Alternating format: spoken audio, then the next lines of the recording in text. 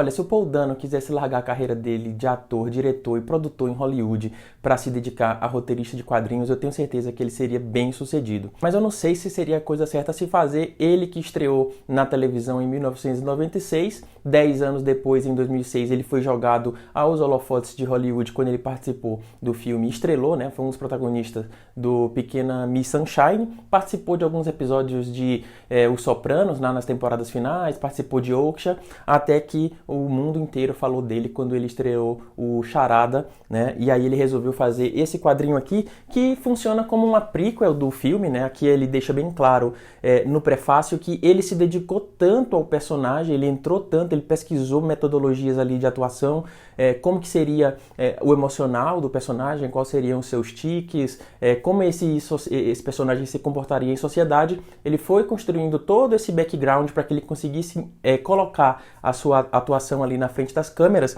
e construindo esse personagem ele viu que ele tinha um background suficiente para construir talvez um prequel, e ele apresentou esse prequel, né, para o Matt Reeves, que imediatamente ficou apaixonado com o que o Paul Dano tinha escrito e sugeriu para ele que ele se encontrasse com algum executivo da DC Comics e que essa história deveria virar um quadrinho. O Paul Dano comenta ainda que não sabe se de fato essa história é canônica, né? Ele disse que precisaria que o Matt Reeves confirmasse para todo mundo, e eu espero que o Matt Reeves não faça isso, porque corre sério risco dele dizer que não é canônico, porque todo diretor gosta de ter ali a posse, né, sobre as suas produções. Eu prefiro que ele não comente nada, porque isso aqui para mim é muito canônico. O que o Paul Dano fez aqui é excelente, né? Ele constrói aqui um background desde a infância do Edward Nashton, né? O seu período ali vivendo no asilo Arkham, né, no orfanato, todo o seu relacionamento com Batman e com a família Wayne desde muito cedo, e ele cresce ali com essa obsessão também, tanto pela família Wayne, né, como ele considera como salvadores da vida dele, também como pelo Batman. Ele considera aquela criatura sombria e misteriosa como o grande salvador de Gotham. O Paul Dano correu sérios riscos aqui na construção desse roteiro por abordar o Charada, claro, que é um dos vilões mais famosos ali da galeria de vilões do Batman, mas quando a gente faz essas histórias de origem, um dia ruim, uma piada mortal, por exemplo, geralmente os roteiristas utilizam muitos outros personagens conhecidos da mitologia do Batman, como o Alfred, a Selina, o comissário Gordon também. Aqui a gente quase não vê esses personagens, a gente vê muita gente nova aqui, que não são importantes de fato, eles são personagens unidimensionais, né?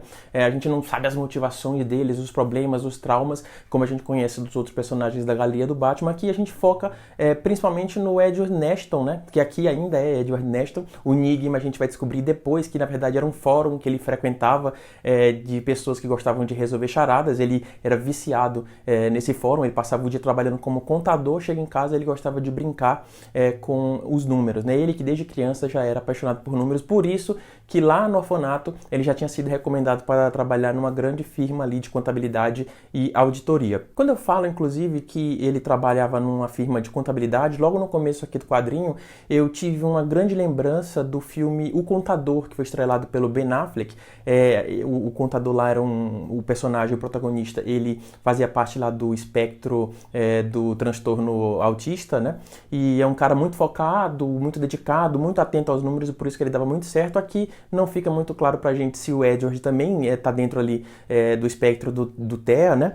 Mas ele deixa pra gente alguns sinais, a questão do hiperfoco, a questão ali da concentração e também da curiosidade que gera. Ele quer resolver um problema, o problema surge, ele não fica muito contente se o problema não for resolvido, e isso aqui no quadrinho é o que vai levar o Edward a mergulhar no fundo do poço, né, a se meter em algumas enrascadas aqui, o que vai resultar no final deste quadrinho. É como se fosse um quadrinho que ele funciona sozinho, mas ele acaba funcionando muito melhor se você assistir logo o filme em sequência, ou se você tiver em mente quais foram os desdobramentos das ações dele aqui lá no filme. Aqui a gente vê o surgimento, por exemplo, do plano. Por que o plano surgiu? Como um sentimento dele de frustração, de inconformismo, né, com a situação, o governo, as forças ali, as autoridades rivalidades, não querendo dar atenção para os problemas que ele vem encontrando aqui. Tudo isso surgiu quando ele viu um pequeno número, uma quantia de R$10.000 sendo desviada aqui de uma ONG, né? Uma ONG que deveria estar recebendo dinheiro para estar reconstruindo a cidade de Gotham, né?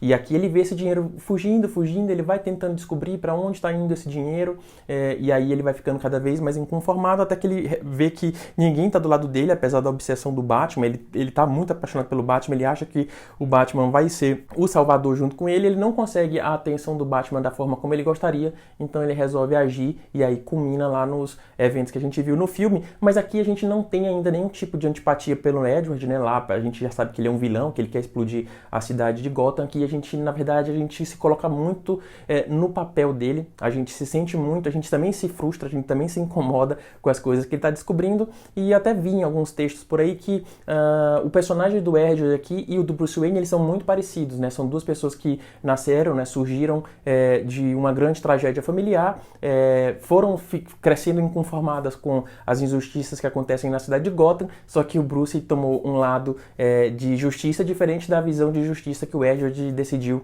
tomar a partir do quadrinho. Bom, como eu disse que tem poucos personagens aqui da galeria do Batman, né, que a gente conhece, acaba que muito do quadrinho acontece dentro da cabeça do Edward, então os textos aqui eles são todos focados nas narrações, mas não é um quadrinho cansativo, acho que lembra até um pouco dos quadrinhos do Tom King, que tem muita narração, por exemplo, o Rua Perigo agora, que é narrado ali pelo capacete do Senhor Destino, né, a gente tem também o Senhor Milagre, que tem toda a narração que vai acontecendo dentro da cabeça dele. Aqui o Paul Dano, ele usa o mesmo artifício, ele sabe que a história, grande parte da história, ela já aconteceu, a gente já viu o filme, então ele vai narrando muito aqui do que vai acontecendo. O Edward é um cara muito solitário, é um cara muito fechado, ele não é um cara social, não tem amigo, não tem namorada, não tem família, então a gente vai vendo como é o modo de pensar dele, quase como na mente do Sherlock Holmes, né, da Pipoca Nankin, a gente tem aqui na mente do Edward Neston, do Edward Nygma, né. Então as narrações, elas são muito mais importantes aqui do que os diálogos. Os diálogos sim são bem escritos, mas eu acho que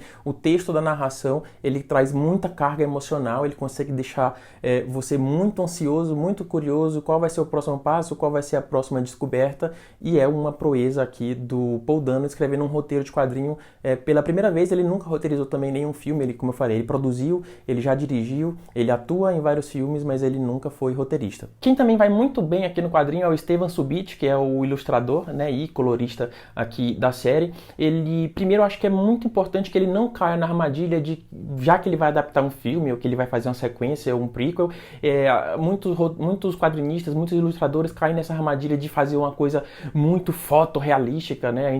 Eu vi isso já num quadrinho de Anne de Green Gables, que adaptou a série da Netflix, eu vi isso também na adaptação de Duna para quadrinhos. Aqui, não, ele não entra nessa armadilha, ele resolve dar o próprio tom dele, o próprio traço, a própria identidade, uma coisa que ele fez lá também quando ele adaptou um dos contos de Conan pela Glenar. Eu não sei se o Conan da Glenar dele já saiu no Brasil pela Pipoca ou não, mas enfim, vai sair. Ele já estava muito em voga na Europa com esse trabalho que ele tinha feito em Conan. E como eu falei, ele não entra muito na questão do fotorrealismo, ele deixa o traço dele que lembra muito, por exemplo, o traço do Martin Simmonds, né, que foi o ilustrador lá do Departamento da Verdade, da série do Ranvi. Lembra muito também o traço do A Bela Casa do Lago, lembra alguns momentos o traço do Dave McKean também. Ele consegue imprimir um terror visual, apesar de que as situações são muito mundanas, a gente não vê vampiro, a gente não vê monstro, a gente não vê aqueles vilões super maquiavélicos do Batman, a gente vê o crime organizado agindo, o tráfico de drogas, mas a arte, ela consegue dar essa carga de terror na medida certa, que casa muito bem com o texto do Paul Dano. Você também que gosta ali dos quadrinhos do Jonathan Hickman, você vai ter um capítulo aqui muito específico que você vai lembrar muito daqueles diagramas que ele utiliza, porque aqui o Paul Dano tem que mostrar em alguns momentos os cálculos que são feitos, né? Ele é contador, ele é auditor, o Edward Neston, né? Então ele tem que mostrar algumas tabelas de contabilidade, algumas cartas, algumas anotações que ele faz, e a gente tem um capítulo inteiro dedicado aqui, que em algum momento ali fica um pouco cansativo, mas como é apenas um capítulo totalmente dedicado a isso, eu acho que passa muito rapidamente, assim, passa como se fosse em branco por nós, e a gente consegue depois voltar com muito mais informações e um fôlego muito maior para a parte final do quadrinho. E quando a gente fala de parte final do quadrinho, é simplesmente genial a forma como ele conduz todo o processo, a transformação do personagem, um personagem muito cru que está só vivendo a rotina todo dia, fazendo a mesma coisa, para terminar ali no final abraçando a visão de justiça dele, mesmo que seja distorcida, né? Ele abraça no final e aí a gente pode simplesmente termina o quadrinho, fecha a página e pode ir para sua TV, dar play no The Batman, que o filme já ganha outro significado para você e talvez você consiga se identificar até um pouco mais ali com o personagem. Bom, esse foi o review de Charada Ano 1, publicado pela Panini. Eu espero que você tenha curtido os comentários. Se você ficou até aqui, eu peço que você deixe um like, um comentário no vídeo, para que o vídeo tenha mais alcance. Encaminhe também para um amigo seu que não conhece o canal, não conhece a nossa página. A gente está aqui no YouTube, no Instagram, como Além dos Quadrinhos, e na Substack, como Além da Newsletter, mandando ali um texto uma vez a cada 15 dias. E se não for inscrito também, inscreva-se já. É de graça, você não paga nada, e eu vou tentar fazer uma review pelo menos por semana aqui para vocês.